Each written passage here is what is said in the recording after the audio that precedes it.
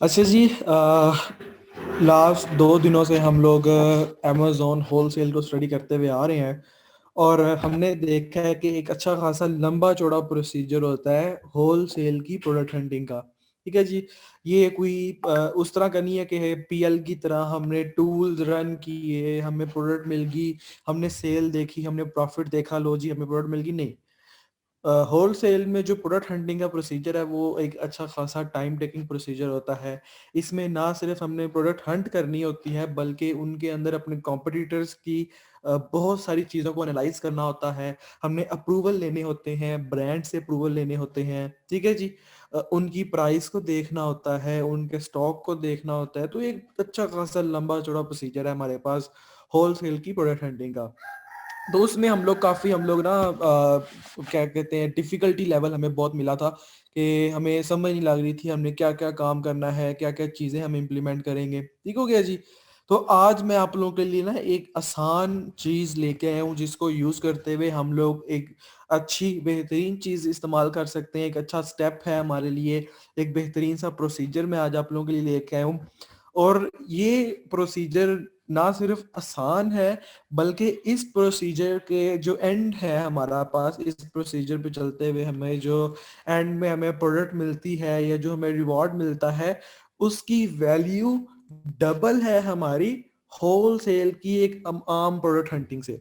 मतलब let's suppose आप लोग क्या नाम है, सपोज करें कि आप लोग लेट्स सपोज प्रोडक्ट हंटिंग करते हैं होलसेल के लिए रवायती तरीके पे चलते हुए, जिसमें आप लोग कंपटीशन एनालिसिस वगैरह सब कुछ करते हैं जो हम करते आ रहे हैं। ठीक है जी।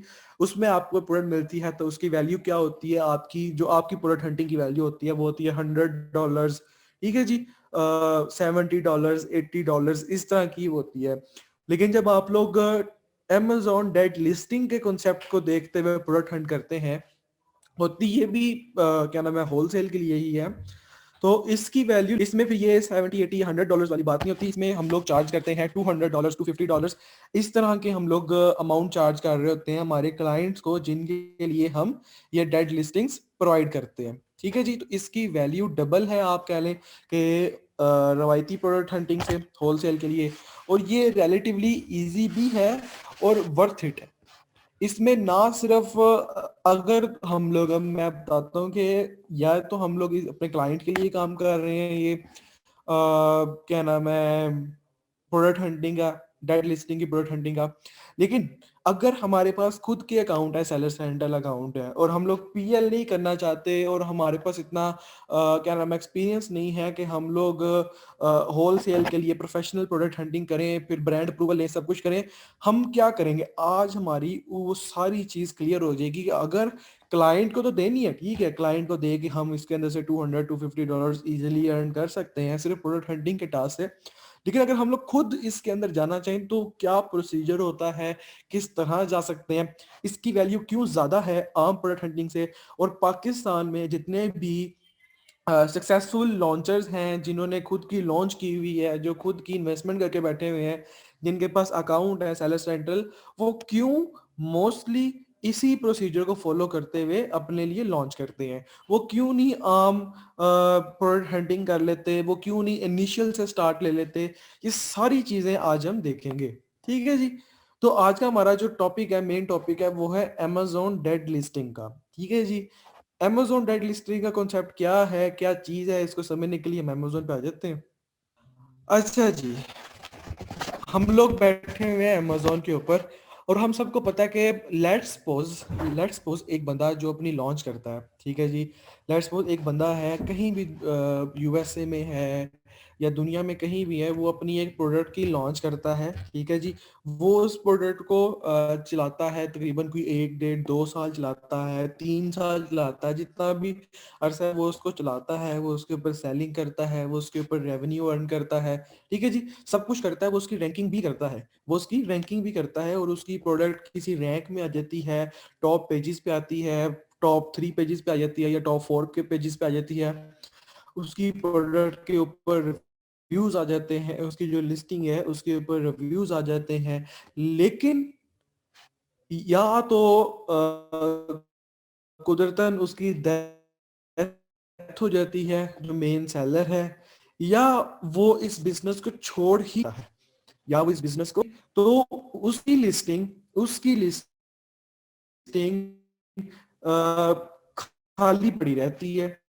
उसकी लिस्टिंग पे वो न्यू इन्वेंट्री नहीं भिजवाता, वो अपनी लिस्टिंग पे सेलिंग नहीं कर रहा, कुछ भी नहीं कर रहा, उसने अपनी लिस्टिंग को छोड़ ही दिया है, उसका अकाउंट डिलीट हो गया है और वापस उसने आना गवारा, कहना है बगैर किसी सेलर के उधर पड़ी हुई है। जो सेलर था वो नहीं रहा, ठीक है जी, उसने अमेजोन छोड़ दिया हुआ या उसने दुनिया छोड़ दी हुई है, ठीक है जी, इन दोनों में से कोई एक चीज होगी।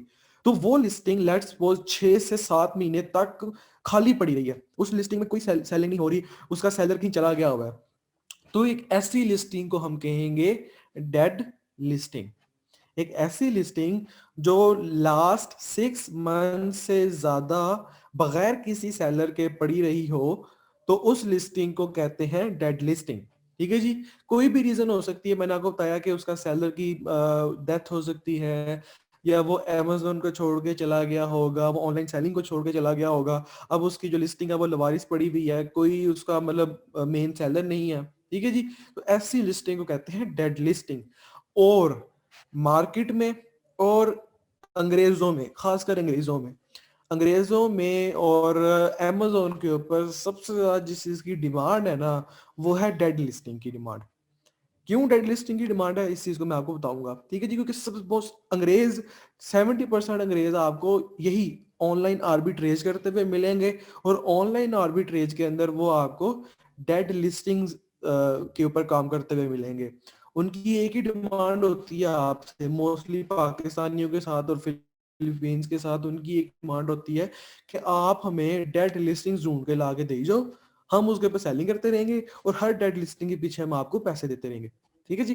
तो डेड लिस्टिंग की इतनी ज्यादा डिमांड है, तो एक एक सेलर पता नहीं कितनी डेड लिस्टिंग्स की रिक्वायरमेंट होती है एक सेलर को। और पाकिस्तान में भी जितने भी सक्सेसफुल आप कह लेना कि अनेबलर्स में या एक्सट्रीम कॉमर्स में जितने सक्सेसफुल सेलर्स बैठे हुए हैं, जो अपने अकाउंट्स के ऊपर लॉन्चेस करके बैठे हुए हैं, वो मोस्टली 70 to 80% वो सेलिंग डेड लिस्टिंग्स के ऊपर कर रहे हैं।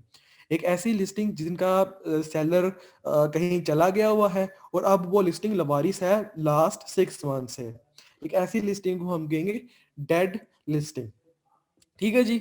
अब उस डेड लिस्टिंग को क्योंकि स्टार्टिंग में जब उस बंदे ने उस लिस्टिंग को लाइव किया था, जब उस बंदे ने उस लिस्टिंग को लाइव किया था, तो उसने उसके ऊपर सेलिंग की है, उस बंदे ने उस लिस्टिंग के ऊपर सेलिंग की है, और उसने क्या किया है, उसने उसके ऊपर रिव्यूज लेके आया है वो बंदा रैंक करने के लिए।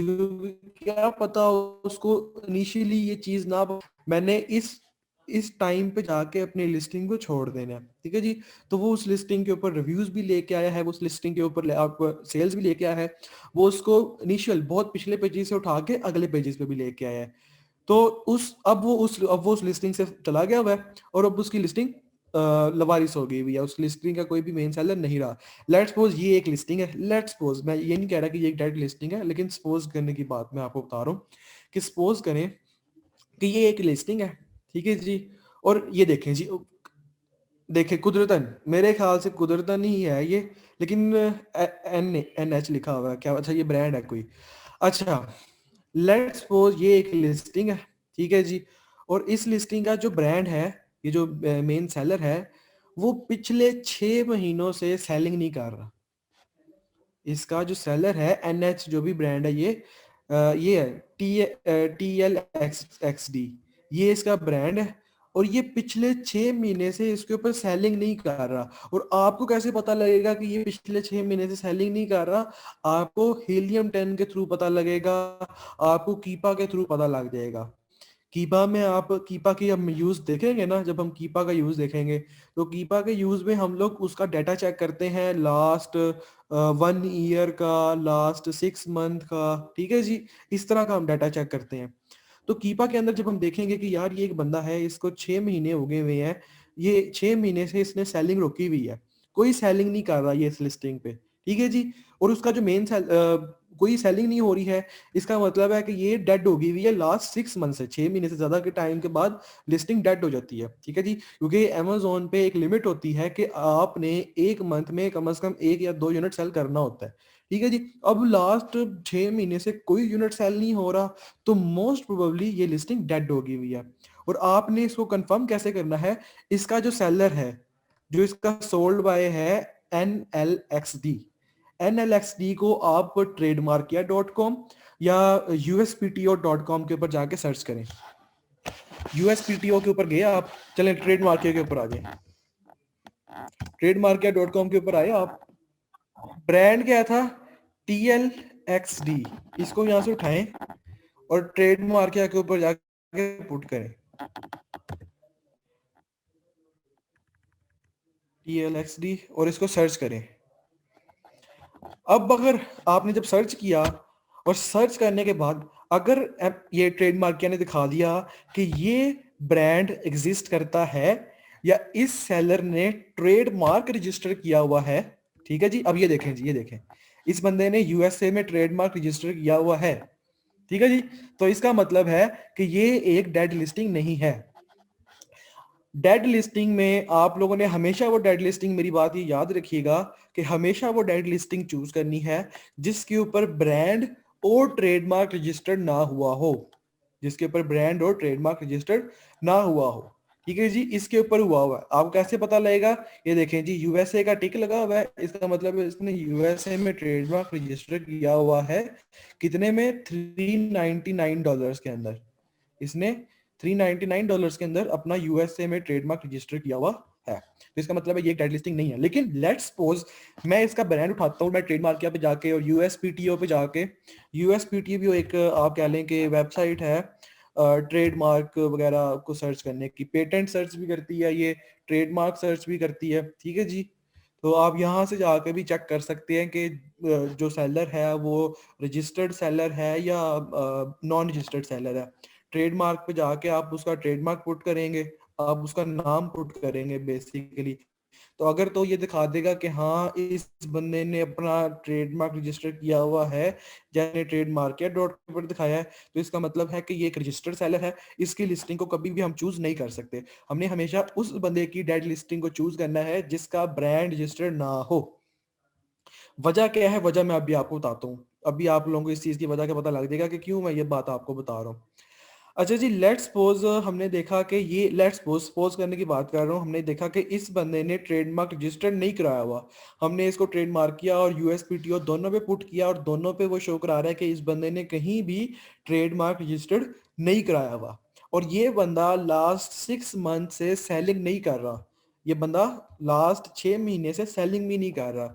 इसका मतलब है ये है एक डेड लिस्टिंग जो कि पूरी तरह से लवारिस है, इसका ट्रेडमार्क भी नहीं है, इसका ब्रांड भी नहीं है, और इसकी 6 महीने से सेलिंग भी नहीं हो रही। हमारे लिए बेस्ट है ये, हमारे लिए ये अब बेस्ट है। तो दो पॉइंट हमने क्या देखे, क्या नाम है, डेड लिस्टिंग में पॉइंट्स लिख लेते हैं ताकि आखिर में हमें उनको समझने में आसानी हो। सबसे पहले तो नॉन रजिस्टर्ड ट्रेडमार्क होना चाहिए उसका,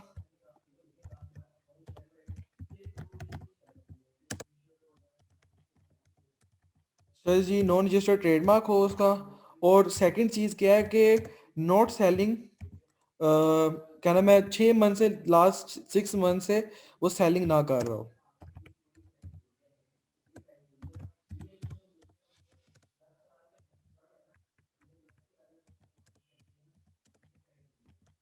ठीक हो गए, ये 2 पॉइंट हमारे अभी कवर हो गए। अब आते हैं उससे आगे। अच्छा जी, अब दो चीजें हमने वेरीफाई कर ली, हमारे दो बहुत इनिशियल पॉइंट्स हमने वेरीफाई कर लिए कि एक तो उस बंदे का ट्रेडमार्क और ब्रांड रजिस्टर्ड नहीं है, दूसरा उस बंदे ने लास्ट 6 महीने से कोई सेल नहीं की है, ठीक है जी। इसका मतलब है ये है हमारी डेड लिस्टिंग, और आपने ये वेरीफाई करना है ट्रेडमार्क या यूएसपीटी के ऊपर से। आपने ये सारा काम कर लिया, आपने वेरीफाई भी कर लिया, और अब आपको कंफर्म है कि हाँ जी ये मेरी डेड लिस्टिंग है। अब हमने क्या करना है, अब हमने क्या करना है, अब हम आते हैं नेक्स्ट स्टेप की तरफ। अब वो यहाँ पे आप लोगों में से बहुत सारे लोगों के जहन में ये सवाल आ रहा होगा कि सर ये तो हम किसी की लिस्टिंग को हाईजैक कर रहे हैं, हम किसी की लिस्टिंग को चोरी कर रहे हैं। तो ऐसा कोई चीज नहीं है, ऐसी कोई चीज नहीं है। सबसे पहले तो आप यहाँ पे किसी का हक नहीं मार रहे, क्यों, क्योंकि अगर इस बंदे ने 24/7 अपना मेन बिजनेस करना होता है अमेजोन में, तो जब इस बंदे की लिस्टिंग पे सेल आई और रिव्यूज आए और ये टॉप में आई, तो इसको अपना ब्रांड और लिस्टिंग रजिस्टर करवा लेनी चाहिए थी, जो कि इसने नहीं करवाई है। और लास्ट 6 महीने से ज्यादा हो गए हैं, इसने अपनी लिस्टिंग को मुड़ के भी नहीं देखा है। मतलब लास्ट 6 महीने से इसकी लिस्टिंग पे कोई सेलर नहीं बैठा हुआ। लास्ट 6 महीने से इसकी लिस्टिंग लवारिस है। और ये आप किस तरह चेक करेंगे? आप हीलियम 10 रन करेंगे इसके ऊपर। एक तो कीपा से देख लिया ना आपने, कीपा से देखा कि ठीक है जी, लास्ट 6 महीने से इसके ऊपर कोई बंदा नहीं बैठा हुआ, ये लवारिस है। और आपने हीलियम 10 रन किया। हीलियम 10 में आपने देखा कि लास्ट मंथ इसके सेलर के ऊपर क्या लिखा हुआ है? एन ए लिखा हुआ आता है ना आपकी लिस्टिंग में। आप लोगों ने इस चीज को वेरीफाई किया होगा, या आप लोगों ने इस चीज को देखा होगा कि आप जब भी किसी नीच के ऊपर एक्सरे रन करते हैं, तो उस एक्सरे में आपको एक या दो ऐसे ब्रांड नेम ऐसे नजर आते हैं जिनमें बाय बॉक्स में आपको एन ए लिखा हुआ नजर आता है। जब आपको बाय बॉक्स में एन ए लिखा हुआ नजर आ जाए ना, मैं दोबारा बता रहा हूँ, जब बाय बॉक्स में आपको एन ए लिखा हुआ नजर आ जाए, इसका मतलब है कि उसका कोई भी सेलर उसकी लिस्टिंग के ऊपर नहीं बैठा हुआ, वो एक लवारिस लिस्टिंग है। क्योंकि कम से कम बाय बॉक्स में मेन ब्रांड को होना चाहिए। अगर कोई और नहीं है तो मेन ब्रांड जरूर हो। लेट्स सपोज ये लिस्टिंग है TLXD वालों की, तो बाय बॉक्स में भी TLXD वालों को होना चाहिए। अगर ये नहीं है, इसका मतलब है ये एक डेड लिस्टिंग है। अगर बाय बॉक्स में एन ए लिखा हुआ नजर आए, तो इसका मतलब है ये डेड लिस्टिंग है। और फिर आप क्या करेंगे? फिर आप उसको टाइम फ्रेम को क्या करेंगे? लास्ट 6 मंथ का करेंगे। क्या आप कहेंगे मुझे लास्ट 6 महीनों का दिखाओ कि लास्ट 6 मंथ में इसमें बाय बॉक्स में कोई बैठा हुआ था या नहीं बैठा हुआ था। अगर आप लास्ट 6 मंथ का इसका डाटा चेक करें, कीपा से चेक करें, तो आपको पता लगे कि जी ये तो बाय बॉक्स में कोई बैठा ही नहीं हुआ लास्ट 6 महीने से। कोई सेलिंग नहीं हो रही इस लिस्टिंग के ऊपर। ठीक है जी, कोई कंपेन नहीं चल रही, कोई सेलिंग नहीं हो रही इस लिस्टिंग के ऊपर। इसका मतलब है ये एक डेड लिस्टिंग है। और आपने कम से कम लास्ट 6 मंथ के लिए इसको जरूर वेरीफाई करना है। तो अब आपको पता लग गया जी ये डेड लिस्टिंग है। अब आप आ जाएं अपनी इस डेड लिस्टिंग को अक्वायर करने की तरफ। Move on to our next step. तो एक चीज तो हमें कंफर्म हो गई, डेड लिस्टिंग का पता कैसे लगता है। सेकंड चीज ये कि ये कोई इलीगल चीज नहीं है, ये कोई हाईजैकिंग नहीं है। हाईजैकिंग कहेंगे कि एक एक्टिव लिस्टिंग के ऊपर जिसको किसी एक्टिव मेन सेलर ने अक्वायर किया हुआ है, हम उससे छीन लें, इसको कहते हैं हाईजैकिंग। और ये इलीगल है। एक ऐसी लिस्टिंग जो लावारिस है, जिसका कोई सैलरी नहीं है, उसको उसको अक्वायर करना इलीगल नहीं है। ठीक है जी। अमेजोन उसको अलाउ करता है। अमेजोन, अगर अमेजोन अलाउ ना करता, तो अमेजोन आपको उसके ऊपर ट्रेडमार्क रजिस्टर करवाना और ब्रांड रजिस्टर करवाना अलाउ ना करता। अब हम आते हैं, ठीक है जी। और ये काम पाकिस्तान में हो रहा है। अनेबलर्स के बड़े बड़े नाम है, एक्सट्रीम कॉमर्स के बड़े बड़े नाम है जो ये काम कर रहे हैं। ठीक है जी। तो ये लीगल काम है, इलीगल नहीं। अब हम आते हैं अपने नेक्स्ट स्टेप की तरफ, स्टेप नंबर 2, जिसमें हम अब इस लिस्टिंग को हासिल करेंगे। ठीक है जी।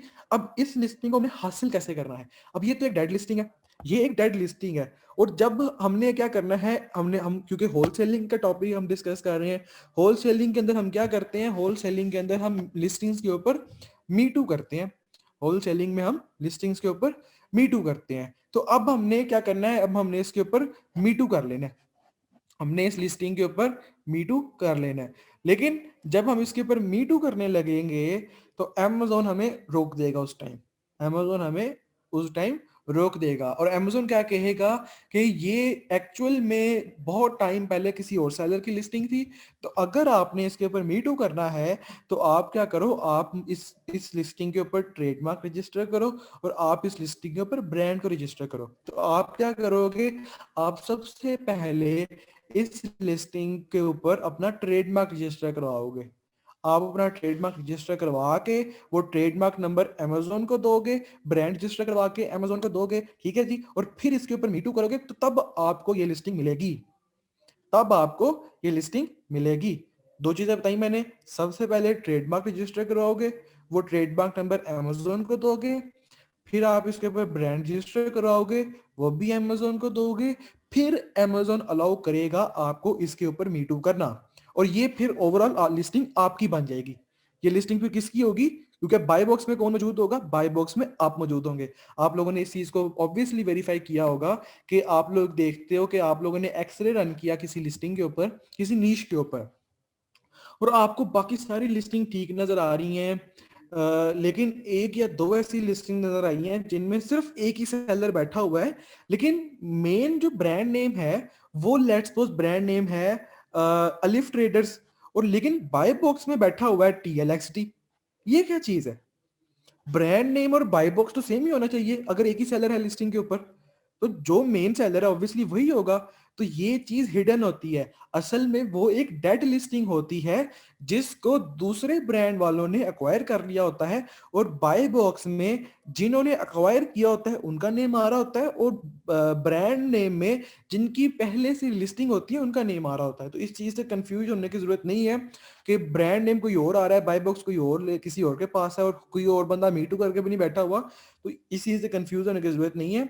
ये चीज बेसिकली डेड लिस्टिंग होती है कि उस बंदे ने जो बाय बॉक्स में अवेलेबल है उसने इस लिस्टिंग को जो डेड हो गई थी इसको अक्वायर कर लिया हुआ है, इसके ऊपर अपना ट्रेडमार्क और ब्रांड रजिस्टर करवा के। तो अब ओवरऑल इस लिस्टिंग के राइट्स किसके पास हैं? आपके पास। कोई और इसके ऊपर मीटू नहीं कर सकता। ठीक है जी, ये लिस्टिंग अब आपकी है। तो फिर अब आप इसके ऊपर सेलिंग करें, आप इसके ऊपर जो मर्जी करें, अब ये आपकी मर्जी है। ठीक है जी, आप इस लिस्टिंग के अब A to Z मालिक हैं। तो ये अब इस चीज की इंपॉर्टेंस क्या है? मतलब हम लोग ये भी तो कह रहे थे कि सर क्यों हम किसी की लिस्टिंग को अक्वायर करें, हम शुरू से ही अपनी होलसेल की प्रोडक्ट ढूंढते हैं, कोई ब्रांड ढूंढते हैं, उसके ऊपर मीटू करते हैं, लो जी सेलिंग स्टार्ट करते हैं। अब इसका और इस चीज का डिफरेंस मैं आपको बताता हूँ। एक रवायती होलसेल और इस वाली होलसेल का मैं आपको डिफरेंस बताता हूँ। रवायती होलसेल में क्या होता है कि आप जब किसी ब्रांड के ऊपर मीटू करना चाहते हो तो ब्रांड का आपके ऊपर हाथ होता है।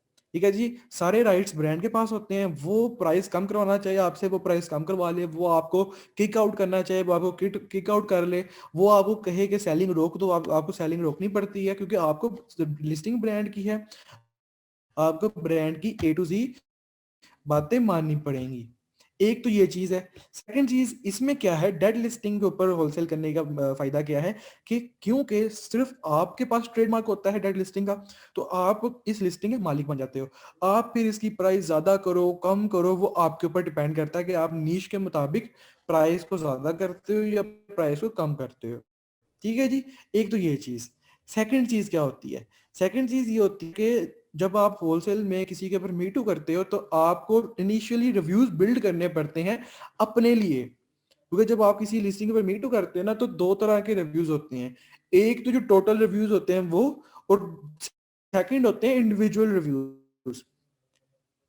लेट्स वो टोटल रिव्यूज 1000 हैं तो दो लोग बैठे हुए हैं लिस्टिंग के ऊपर, तो दोनों के ऊपर डिवाइड होंगे वो रिव्यूज। किसी के पास 700 होंगे, किसी के पास 300 होंगे। लेकिन जब आप इधर आते हो डेड लिस्टिंग वाली चीज में आते हो, तो जितने भी रिव्यूज पहले से लिस्टिंग के ऊपर होते हैं, जितने भी रिव्यूज पहले से लिस्टिंग के ऊपर होते हैं, लेट्स सपोज हम लोग इसी लिस्टिंग को डेड लिस्ट सपोज कर रहे हैं, तो इसके ऊपर 65 रिव्यूज हैं। तो जब मैं इस लिस्टिंग के ऊपर मीटू करूंगा ना तो मुझे इनिशियली रिव्यूज बिल्ड करने की जरूरत पड़ेगी नहीं। मेरे 65 रिव्यूज ऑलरेडी क्रिएट हो जाएंगे क्योंकि मैं इस लिस्टिंग का ट्रेडमार्क ओनर हूं। तो ये 65 के 65 रिव्यूज किसके होंगे? ये मेरे होंगे। ठीक है जी, तो मुझे रिव्यूज बिल्ड करने की जरूरत पड़ेगी ही नहीं। तो ये एक मुझे बहुत ज्यादा इनिशियल बूस्ट मिल जाएगा इस चीज से। ठीक हो गया जी। अच्छा जी, दो चीजें होगी। थर्ड चीज क्या है? थर्ड चीज ये है कि मुझे रेटिंग बिल्ड करने की जरूरत नहीं पड़ेगी। मुझे अपनी लिस्टिंग को अच्छी रेटिंग बिल्ड करने की जरूरत नहीं पड़ेगी। अगर मैं किसी ऐसी डेड लिस्टिंग के ऊपर अटैच होता हूं जिसकी रेटिंग 4 है, तो इजीली मुझे इनिशियल बूस्ट मिलेगा। अमेजोन मुझे अच्छी रेटिंग पे लाएगा। मेरी इनिशियल रेटिंग ही 4.1 हो जाएगी और मैं फिर उसको इंक्रीज कर लूंगा। 4.1 को इजीली फिर मैं अच्छी सेलिंग करके जब मैं दोबारा उसको सेलिंग में लाऊंगा तो ऑब्वियसली रेटिंग मेरी इंक्रीज होगी क्योंकि उसके पास सेल्स आएंगी। तो ऑब्वियसली बात है, मेरी रेटिंग 4.3 4.4 तक इजीली पहुंच जाएगी। ठीक है जी, तो रेटिंग बिल्ड करने की जरूरत नहीं पड़ती है। थर्ड चीज क्या है? बाय बॉक्स में compete नहीं करना पड़ता। थर्ड चीज क्या है, इंपॉर्टेंट चीज? बाय बॉक्स में compete नहीं करना पड़ता। बाय बॉक्स मेरे पास ही होता है क्योंकि मैं अकेला उसके ऊपर बाय बॉक्स का सेलर होता हूँ। ट्रेडमार्क मेरे ऊपर होता है सिर्फ, और मैं नहीं चाहता, अभी मैं नहीं चाहता कि कोई और भी इसके ऊपर मीटू करे। और हालांकि बहुत सारे लोग आ सकते हैं जब मैं डेड लिस्टिंग को दोबारा रैंक करने की कोशिश करूंगा और मैं दोबारा टॉप पेज पे लाऊंगा इसको, तो बहुत सारे ऐसे होलसेलर वीएस होंगे जो देखेंगे कि यार इस बंदे ये एक लिस्टिंग है, इसका मेन सेलर कोई और है और इसका बाय बॉक्स में सेलर कोई और है। तो आप ये एक होलसेल लिस्टिंग है और इसका मेन सेलर अलाउ कर रहा है, उन्हें पता होगा कि ये डेड लिस्टिंग थी जो मैंने ली है, तो वो फिर इसके ऊपर मीटू करना चाहेंगे और वो मेन सेलर को कांटेक्ट करेंगे, मेन सेलर उन्हें मिलेगा ही नहीं तो वो मेरे से कांटेक्ट करेंगे, ट्रेडमार्क मेरे पास, मैं उनको नहीं अलाउ करना चाहता, तो बाय बॉक्स मेरे पास होगा, मेरे हाथों में होगा। क्या नाम है, रवायती होलसेल में बाय बॉक्स और मी टू करने की ऑप्शन किसके पास होती है, वो मेन सेलर के पास होती है, वो अलाउ करेगा तो आप करेंगे, और इस केस में वो वाली अथॉरिटी मेरे पास आ जाती है। अगर मैं चाहूंगा कि हाँ बाकी लोग भी अटैच हो जाएं इस लिस्टिंग के साथ तो हो जाएं, अगर मैं नहीं चाहता तो वो नहीं होंगे। ठीक है जी, तो ये चीज, प्राइस मैं जितनी मर्जी रखूँ अपनी, अपने प्रॉफिट के लिहाज से 30% 20% प्रॉफिट के लिहाज से जितनी मर्जी मैं प्राइस रखूं, ये अथॉरिटी मेरे हाथ में होती है। और इनिशियल से, बिल्कुल इनिशियल से मुझे कोई चीजें करने की जरूरत ही नहीं पड़ती है डेड लिस्टिंग के अंदर, ना मुझे रिव्यूज बिल्ड करने की जरूरत पड़ती है, ना मुझे रेटिंग बिल्ड करने की जरूरत पड़ती है, ना मुझे इनिशियल बूस्ट देने की जरूरत पड़ती है। ठीक है जी, कुछ भी करने की जरूरत नहीं पड़ती, ना मुझे कैटेगरी वाइज अपने आप अपनी लिस्टिंग को नो हाउ कराने की जरूरत पड़ती है, वो ऑलरेडी इनिशियली हुआ होता है। तो मैं, लेट आप खुद देख लें कि एक बंदा है वो 0 से स्टार्ट ले रहा है और एक बंदा है वो 10 से स्टार्ट ले रहा है, तो ज्यादा अच्छी परफॉर्मेंस किसकी होगी, जो 10 पे बैठा हुआ है ऑलरेडी। ठीक है जी, Amazon के ऊपर। तो ये बहुत बड़ा एक फायदा हो जाता है हमें डेड लिस्टिंग के साथ अटैच होने होते हुए। ठीक है जी, तो और डेड लिस्टिंग ऑब्वियसली डिमांड बहुत ज्यादा है डेड लिस्टिंग की, आप वंस डेड लिस्टिंग को टॉप रैंक पे ले आए, आपको हजारों ऐसे लोग मिलेंगे जो आपको कहेंगे कि आप हमें अलाउ करें आपकी लिस्टिंग के ऊपर मीटू करना। ठीक है जी, क्योंकि मेन सेलर तो है ही नहीं, उनको भी पता लग रहा है इस चीज का, उनको भी पता लग रहा है, उन्होंने, वो भी हीलियम 10 रन कर रहे हैं, उन्होंने भी ये सीखा हुआ है ये काम, तो वो आपको कॉन्टेक्ट करेंगे कि क्योंकि आपके पास अब ट्रेडमार्क है इस चीज का, तो आप हमें अलाउ करें आपकी लिस्टिंग के ऊपर मीटू करना। तो फिर आपकी मर्जी, आप अगर सेल को इंक्रीज करना चाहते हैं, ज्यादा रेवेन्यू अर्न करना चाहते हैं, आपके पास ज्यादा क्या नाम है उसकी मैन्युफैक्चरिंग है, तो आप कहेंगे ठीक है जी, आप लेकिन इन्वेंट्री मेरे से लेंगे, 10% प्रॉफिट आप मुझे देंगे या 5% प्रॉफिट जितना भी है। ठीक है जी, 50-50% प्रॉफिट, जो भी प्रॉफिट अर्न करेंगे उसमें से 30-40 या 50-50 हमारा होगा, ये प्राइस रेंज होगी, मेन बाय बॉक्स मेरे पास ही रहेगा। ठीक है जी, आपने हमेशा मेरी प्राइस से कम प्राइस टारगेट करनी है, ये चीजें करके आप डबल बिजनेस कर लेंगे फिर। ठीक है जी, तो ये होता है फायदा एक डेड लिस्टिंग का। और डेड लिस्टिंग फाइंड कहाँ से करनी है, डेड लिस्टिंग आप बहुत सारी निशेज हैं, आप किचन की निश में चले जाएं, आप इलेक्ट्रॉनिक की निश में चले जाएं, आप गार्डन की नीच में चले जाएं, इंडिविजुअल प्रोडक्ट्स फाइंड करें, उनमें दूसरे तीसरे या चौथे पेज पे आए, उधर एक्सरे रन करें, क्योंकि मोस्टली जो डेड लिस्टिंग्स होती हैं वो फिर उनका थोड़ा सा डी रैंक हो जाती हैं, वो फिर दूसरे तीसरे चौथे पेज पे आ जाती हैं, तो इधर ही मिलती हैं, उधर एक्सरे रन करें। आप देखेंगे कि जोन सा ब्रांड बाय बॉक्स में अवेलेबल नहीं है उसको पकड़ें, उसका लास्ट 6 महीने, लास्ट 6 मंथ्स का डाटा चेक करें, अगर उसका ट्रेडमार्क रजिस्टर्ड नहीं है, उसका ब्रांड रजिस्टर्ड नहीं है और वो लास्ट 6 मंथ से सेलिंग भी नहीं कर रहा, लें जी, आपको मुबारक हो, आपको आपकी डेड लिस्टिंग मिल गई है। ठीक है जी, ये प्रोसीजर होता है डेड लिस्टिंग का। अच्छा जी, अब आते हैं डेड लिस्टिंग की वैल्यू की तरफ। डेड लिस्टिंग की क्या वैल्यू होती है, लेट्स सपोज आप कह लें कि आप एक, अब आपकी लिस्टिंग है, लेट्स सपोज कहते हैं कि आप अपनी लिस्टिंग को डेड करना चाहते हैं, अब आपकी ही लिस्टिंग थी, लेट्स सपोज आपकी अपनी लिस्टिंग थी, मैंने एज अ वीए तो आपको बता दिया ना कि एज अ वीए आप अपनी डेड लिस्टिंग को डबल प्राइस पे सेल कर सकते हैं, लेकिन अब बात करते हैं as a seller. As a seller dead listing की वैल्यू क्या है, ठीक है जी, तो वो जरा देख लेते हैं डेड लिस्टिंग की क्या वैल्यू होती है।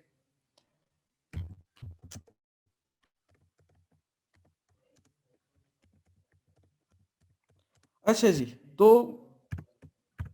इस चीज को देख लेते हैं। सबसे पहले तो जो चीज काउंट करती है आपकी डेड लिस्टिंग में, वो आपके करते हैं आपके रिव्यूज। मोस्टली जो आपकी प्राइस और आपकी वैल्यू होती है ना आपकी डेड लिस्टिंग की, वो सिर्फ एक चीज से होती है, वो होते हैं आपके रिव्यूज। सेल से क्यों नहीं लगा सकते, अब यहाँ पे तो आपका क्वेश्चन होना चाहिए कि सर हमारा एसिड है, आपने कुछ दिनों पहले बताया था कि जब हम अपने एसेट को फ्लिप करते हैं तो उसकी जो रेवेन्यू वो अर्न कर रहा होता है उसको मल्टीप्लाई बाय 30 करते हैं और वो फिर हम सेल करते हैं, लेकिन यहाँ पे वो वाला कॉन्सेप्ट नहीं है। यहाँ पे क्या है, अब आपने अपनी लिस्टिंग को 6 महीने इस्तेमाल ही नहीं किया है, आपने अपनी लिस्टिंग को 6 महीने इस्तेमाल ही नहीं किया है। ठीक है जी, क्योंकि डेड लिस्टिंग आप परचेज भी कर सकते हो, लेट्स सपोज वो वाला सेलर अभी भी अवेलेबल हो, वो सेलर अभी भी जिंदा हो, लेकिन वो सेलिंग ना कर रहा हो, और अमेजोन आपको कहे कि पहले उस सेलर से, उस सेलर को अप्रोच करो और उससे खरीदो डेड लिस्टिंग। तो अब आप एक डेड लिस्टिंग खरीदने जा रहे हैं, अब आप एक डेड लिस्टिंग खरीदने जा रहे हैं, तो कितने प्राइस में आप डेड लिस्टिंग खरीद सकते हैं, कितनी प्राइस में? क्या आप मल्टीप्लाई बाय 30 करके 30-40 हजार देंगे एक लिस्टिंग के पीछे? नहीं, ऑब्वियसली बात है, इतनी ज्यादा प्राइस क्यों दूंगा? 6 महीने से वो डेड पड़ी है, पहले पेज पे वो नहीं अवेलेबल, तो इतने पैसे मैं किस तरह दूंगा? तो अब आपने किस तरह वैल्यू निकालनी है उस डेड लिस्टिंग की? मेन चीज आपकी सिर्फ एक चीज, सबसे पहले तो देखें कि उस लिस्टिंग के ऊपर कितने 5 स्टार रिव्यूज हैं, कितने 5 स्टार रिव्यूज हैं उस लिस्टिंग के ऊपर। 65 टोटल रिव्यूज हैं, 65 आपके टोटल रिव्यूज हैं। तो पहले वेरीफाई कर लें कितने उसके ऊपर 5 स्टार रिव्यूज हैं। सिर्फ 2 ही हैं? नहीं नहीं, 39%, 59% थे। 65 का 59% कितना बनता है? मेरे ख्याल से बनता है ये 32, 32 बना था तकरीबन, 32 33। लेट्स सपोज इसके ऊपर 33 हैं इसके पॉजिटिव रिव्यूज 5 स्टार, क्योंकि जो भी बाय करेगा ना आपसे, वो आपको 4 स्टार 3 स्टार रिव्यूज के पैसे नहीं देगा, वो आपको सिर्फ आपके 5 स्टार रिव्यूज के पैसे देगा। तो लेट्स सपोज इस लिस्टिंग के ऊपर 32 रिव्यूज हैं जो कि 5 स्टार हैं, ठीक है जी। तो 5 स्टार रिव्यूज हमारे पास 32 है। तो अब 32 को 5 स्टार रिव्यूज लाने के पीछे प्रॉक्सी मार्केटिंग आप लोगों ने की भी है, ठीक है जी। तो प्रॉक्सी मार्केटिंग में आप देखते हैं कि आप लेट्स सपोज एक आपने जो अपना कमीशन देना होता है अपने वीए को, सॉरी जो आपका प्रॉक्सी मार्केटर होता है, ठीक है जी, वो कितना देते हैं आप? वो आप देते हैं कोई लेट्स सपोज $5 के करीब देते हैं, ठीक है जी। तो आप यहीं पे वही $5 आप यहाँ पे लगाएं कि 32 को मल्टीप्लाई करते हैं $5 के साथ, कितने बनते हैं आपके? ये कैलकुलेट करके बताइए कितने बनते हैं। 32 इंटू 5, ये कैलकुलेट करके बताएं, ठीक है जी। और उसके बाद क्या चीज है? उसके बाद है हमारे पास टोटल रिव्यूज कितने हैं हमारे पास। अब लेट्स सपोज 65 टोटल रिव्यूज हैं इसके ऊपर। तो 65 रिव्यूज लाने के लिए आपने ऑब्वियसली जो भी आपका बायर था, ये आपके प्रॉक्सी मार्केटर के लिए और ये आपके बायर के लिए, जो भी आपका बायर था, लेट्स सपोज ऑब्वियसली बायर को हम लोग 100% गिव अवे करते हैं, और आपने भी अपने बायर को 100% गिव अवे ही किए हैं, तो तब जाके आपके 65 रिव्यूज आए हैं। ये चीजें हो रही हैं हमारी डेड लिस्टिंग की। इसको आपने मर्ज नहीं करना अपनी एक्चुअल पीएल लिस्टिंग की सेलिंग से। डेड लिस्टिंग की वैल्यू एवेल्युएशन डिफरेंट होती है और एक्चुअल लिस्टिंग की वैल्यू एवेल्युएशन किसी और तरह से होती है। डेड लिस्टिंग के लिए हम लोग रिव्यूज के ऊपर डिपेंड करते हैं, और जो एक्चुअल वैल्यू होती है उसके लिए हम लोग जो हमारा खर्चा आया होता है प्लस जो हमारी अर्निंग हो रही होती है, वो जो अर्निंग हो रही होती है उसको मल्टीप्लाई करते हैं 30 के साथ, और जो खर्चा आया होता है वो हमारा उतना ही रहता है। तो 65 रिव्यूज हैं, 65 रिव्यूज। प्राइस क्या है मेरी लिस्टिंग की, ये भी तो देखे ना, लिस्टिंग की प्राइस क्या है। अब आते हैं लिस्टिंग की प्राइस के ऊपर। लेट्स सपोज मेरी ये जो लिस्टिंग है, ये है मेरी कितने डॉलर की लिस्टिंग है, 12 पॉइंट कुछ की थी ये है मेरी $12.99 की, $12.99 की मेरी ये लिस्टिंग है, ठीक है जी। तो मैं 65 को मल्टीप्लाई करा दूंगा $12.99 के साथ, और ये भी फिर मेरी यहाँ पे एक प्राइस निकल आएगी। क्या बनते हैं ये मुझे बताएं, ये ऊपर वाला ये कितना आ रहा है? 160 $160 ये बनता है हमारा, ठीक है जी। और ये बनता है कितना? 844 $844, ठीक हो गया, 0.35। अच्छा, अब इन दोनों का टोटल करें, टोटल कितना बनता है हमारा? इसको और इसको ऐड करें, कितना बनता है टोटल सम इसका? $904 बनता है। अच्छा जी, लेट्स वो ये $904 बनता है, ये है हमारी 1004 की बनता है। वैल्यू। 1004 में भी 1004 बनता है ये। तो $1004 है हमारी लिस्टिंग की वैल्यू। ये ओवरऑल ये आप कह रहे हैं कि ऊपर वाली वैल्यू।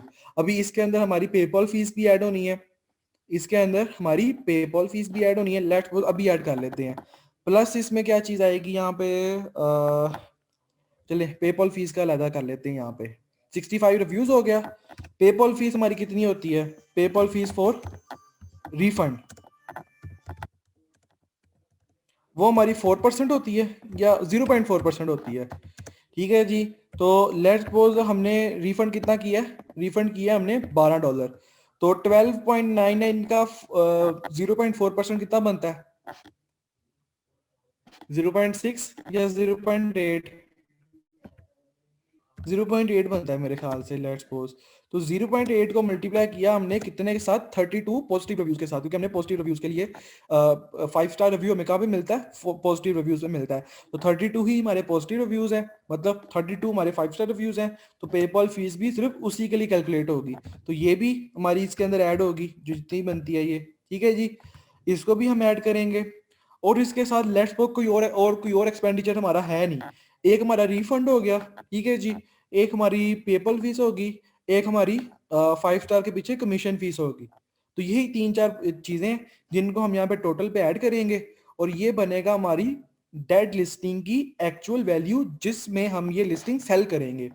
लेट्स सपोज मेरी लिस्टिंग डेड हो गई है, तो अब मैं इसको $1000 के अंदर किसी और सेलर को सेल करूंगा, अगर वो मेरे पास आएगा और मुझसे कहेगा कि आप मैं आपकी लिस्टिंग खरीदना चाहता हूं, तो मैं कितने में सेल करूंगा? $1000 के अंदर, क्योंकि वो डेड होगी हुई है। अब मैं ये नहीं कर सकता, अब अगर तो मैं उसको पहले, जब वो डेड होने वाली थी, तब उसको मैं उसको सेल कर देता ना, जो उसकी सेलिंग हो रही थी जब उसकी, तब मैं उसको 30 से मल्टीप्लाई कर सकता था। लेकिन क्योंकि अब वो 6 महीने से डेड पड़ी है, कोई सेल नहीं आ रही उसके ऊपर, तो मैं अब उसको 30 से मल्टीप्लाई नहीं कर सकता। अब मेरे पास यही ऑप्शन है कि मैं इसको इतने में ही सेल करूं।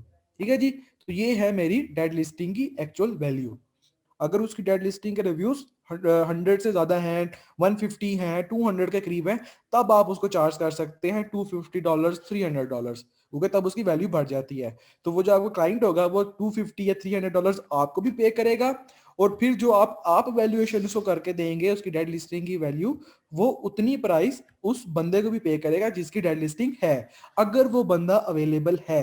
अगर वो कहे कि नहीं भाई, पहले मैं उसे परचेज करो फिर उसके बाद सेलिंग करो, तो फिर आपको इस तरह कैलकुलेट करके उसकी डेड लिस्टिंग की प्राइस आप उस बंदे को पे करेंगे। ठीक है जी, आपको भी आपका क्लाइंट पे करेगा, फिर आप उसके ऊपर सेलिंग स्टार्ट करेंगे। इस चीज की अंडरस्टैंडिंग होगी आप लोगों को?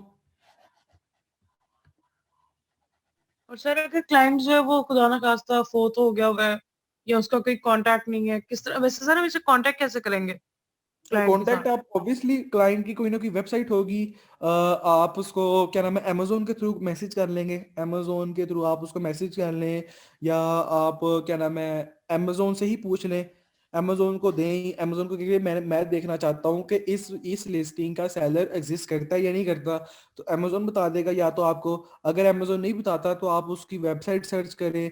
वेबसाइट उसकी कोई ना कोई वेबसाइट तो होगी अगर वो अवेलेबल है। वेबसाइट के थ्रू, वेबसाइट्स के ऊपर उन्होंने अपने नंबर दिए होते हैं, उनको नंबर पे कॉल्स वगैरह कर लें, मैसेज कर लें, ईमेल्स कर लें। अगर रिप्लाई वगैरह ना आए तो अमेजोन से पूछें। अगर अमेजोन कहेगा ठीक है जी आप इसके अक्रॉस अपना ट्रेडमार्क रजिस्टर करवा लें, तो फिर इसका मतलब है कि आपको अप्रूवल और इसको पैसे देने की जरूरत नहीं है। लेकिन जब आप उसको कॉल करें और वो कॉल पिक कर ले और वो कहे कि नहीं जी ये लिस्टिंग अभी भी मेरे पास है और इसको मैं पैसों में सेल करूंगा, तो ये ज्यादा अच्छी चीज है। आप कुछ पैसे उसको देंगे, $1000 के करीब जितने भी बनते हैं उसके, उसको देंगे। फिर उसके ऊपर ट्रेडमार्क रजिस्टर करवाएंगे, फिर उसके ऊपर ब्रांड रजिस्टर करवाएंगे, फिर उसके ऊपर सेलिंग स्टार्ट करेंगे। ठीक हो गया? तो सर जी, जब हम यानी कि लिस्टिंग डेड लिस्टिंग जो है परचेज कर रहे होंगे, तो उसके साथ हमें वो ट्रेडमार्क और वो दूसरा ब्रांड रजिस्टर्ड देगा? नहीं नहीं, ऑब्वियसली नहीं, नहीं बिल्कुल भी नहीं, क्योंकि वो तो जब डेड लिस्टिंग वो हमसे परचेज कर रहे होंगे ना, तो वो उधर से फिर हट जाएगा। ठीक है जी, वो फिर हमारे खिलाफ कोई क्लेम्स नहीं करेगा। अब यहाँ पे डिपेंड करता है कि डेड लिस्टिंग होगी किस तरह की हमारी। डेड लिस्टिंग होगी किस तरह की, अगर तो सेलर एग्जिस्ट करता है और अगर उस सेलर ने उस लिस्टिंग के ऊपर ट्रेडमार्क या ब्रांड रजिस्टर करवाया हुआ है, तो हम उस लिस्टिंग को परचेज नहीं करेंगे। क्योंकि अगर करवाया हुआ है तो फिर उसको वो ट्रेडमार्क हमारे नाम पे कन्वर्ट करना पड़ेगा, वो एक बहुत बड़ा प्रोसेस होता है। तो हम डीप नहीं जाएंगे, हम चीजों को आसान करने आए हैं यहाँ पे। ठीक है जी, तो अगर तो हमें डेड लिस्टिंग मिलती है और उसका सेलर अवेलेबल है, तो हम वेरीफाई करेंगे कि उसने उस लिस्टिंग के ऊपर ट्रेडमार्क रजिस्टर ना करवाया हो। तो फिर उसको पैसे देके हम खुद उसके ऊपर ट्रेडमार्क रजिस्टर करवाएंगे, हम खुद उसके ऊपर ब्रांड रजिस्टर करवाएंगे, फिर अमेजोन के ऊपर उसके ऊपर सेलिंग स्टार्ट करेंगे। लेकिन अगर वो अवेलेबल है ही नहीं, वो अल्लाह ना करे लेट्स सपोज उसकी डेथ हो गई हुई है, या वो कहीं चला गया हुआ है और हमारा उससे कांटेक्ट नहीं हो पा रहा, और अमेजोन ने हमें कह दिया कि जी ठीक है जी आप इसके ऊपर ट्रेडमार्क रजिस्टर करवा दें, फिर हमें ये पैसे पे करने की जरूरत नहीं है। सर अगर इन केस सेलर एग्जिस्ट नहीं करता, तो ब्रांड नेम तो उसके नाम पे है, तो हमारा ट्रेडमार्क कैसे रजिस्टर्ड होगा, क्योंकि यही लिस्टिंग तो मैं तो एक बता और रहा ब्रांड हूँ, के यही नाम। तो मैं बता रहा हूँ। ब्रांड नेम एग्जिस्ट किस तरह करेगा? अब देखिए ना, ब्रांड रजिस्टर्ड ही नहीं है। ब्रांड रजिस्ट्री के लिए मेन चीज क्या है? Trademark registry. पहले ट्रेडमार्क, ये पाकिस्तान नहीं ना, पाकिस्तान में पहले ब्रांड रजिस्टर्ड होता है फिर ट्रेडमार्क रजिस्टर्ड होता है। लेकिन ये यूएस वगैरह में, यूके वगैरह में पहले ट्रेडमार्क रजिस्टर्ड होता है फिर ब्रांड रजिस्टर्ड होता है। तो अब उसका ट्रेडमार्क नहीं, लेट्स सपोज रजिस्टर्ड, हमें लिस्टिंग का पता लगा है, उसका सेलर एग्जिस्ट नहीं करता, उसका ट्रेडमार्क भी रजिस्टर्ड नहीं है, फिर उसका ब्रांड हमें कोई इशू नहीं करेगा। तो वो फिर ट्रेडमार्क हमारे नाम पे होगा, जो हमारा ब्रांड होगा उसका ब्रांड वहीं पे रहेगा। हाँ, नहीं ब्रांड वही रहेगा, लेकिन बाय बॉक्स में हमारा ब्रांड होगा और सारी सेल हमारे ऊपर आएगी क्योंकि ट्रेडमार्क हमारे नाम पे है। लिस्टिंग के ओनर अब हम हैं। मतलब हमारा उस ब्रांड से कोई कंसर्न नहीं, नेम से कोई कंसर्न नहीं, जो हाँ, नेम ट्रेडमार्क से होगा कोई वो हमारे कंसर्न। अपने ब्रांड, वो हाँ, हमारे अपने ब्रांड ट्रेडमार्क पे। हमारे अपने ब्रांड के ऊपर रजिस्टर्ड होगा, या आप अपने ब्रांड में ना रजिस्टर करें, आप उसका ब्रांड देखें ना। अब होता वैसे ही है कि, होता तो यही है कि जो अभी आपने थोड़ी देर पहले बात की कि लेट्स सपोज TDLX वालों की लिस्टिंग डेड हो गई हुई है और मैंने बायर को कॉन्टेक्ट, सेलर को कॉन्टेक्ट किया, वो एग्जिस्ट नहीं करता है। मैंने अमेजोन ने मुझे कह दिया कि ठीक है जी आप ट्रेडमार्क रजिस्टर करवा दो। मैंने वेरीफाई किया कि इस ब्रांड के ऊपर ट्रेडमार्क एग्जिस्ट ही नहीं करता है, TDLX के ऊपर लेट्स सपोज इस ब्रांड के ऊपर ट्रेडमार्क रजिस्टर नहीं करता है, तो मैं फिर TDLX के ब्रांड के ऊपर ट्रेडमार्क रजिस्टर कराऊंगा। तो जो TDLX वाला ब्रांड है वो फिर मेरा बन जाएगा, फिर मैं उसका ओनर बन जाऊंगा। फिर आप अपना कोई नाम नहीं लगाएंगे, फिर आप TDLX के मालिक ही बन जाएंगे फिर। मतलब इसमें दो ऑप्शन हुए, आप TDLX पे भी ट्रेडमार्क क्या करवा सकते हैं और अपने ब्रांड पे भी करवा सकते हैं। बिल्कुल बिल्कुल, और करेंगे आप वो TDLX के ऊपर ही। जो जिस ब्रांड की लिस्टिंग है ना, मोस्टली आप उसी के ऊपर ट्रेडमार्क रजिस्टर करवाएंगे। तो इसको बेसिकली हम होलसेल में तो काउंट नहीं ना करेंगे, ये तो फिर PL हो गया ना। नहीं नहीं, ये होगा होलसेल के अंदर ही, क्योंकि लेट्स सपोज आप ट्रेडमार्क रजिस्टर करवा लें लेकिन किसी और ब्रांड के ऊपर करवा लें, ठीक है जी, तो फिर आपको उसके ऊपर मीटू करना पड़ेगा। लिस्टिंग को अक्वायर करने के लिए चाहे आप उस ब्रांड के ऊपर ट्रेडमार्क रजिस्टर करवा लें, जब आप उस ब्रांड के ऊपर ट्रेडमार्क भी रजिस्टर करवा देंगे ना, लेट्स सपोज TDLX के ब्रांड के ऊपर आपने ट्रेडमार्क रजिस्टर करवा दिया, फिर भी आपको उस लिस्टिंग को अक्वायर करने के लिए उसके ऊपर मीटू करना पड़ेगा। ठीक है जी, मीटू कर रहे हैं, ऑब्वियसली मीटू किस चीज में किया जाता है? मीटू होलसेल में किया जाता है। लेकिन इसमें यहाँ पे ये है कि इन्वेंट्री आप उससे नहीं ले रहे, आप फिर इन्वेंट्री पे या तो लोकल मार्केट से उठा रहे हैं या चाइना से ले रहे हैं, तो है ये होलसेल ही। ठीक है जी, लेकिन ये आप कह लें कि काफी हद तक मिक्सचर है।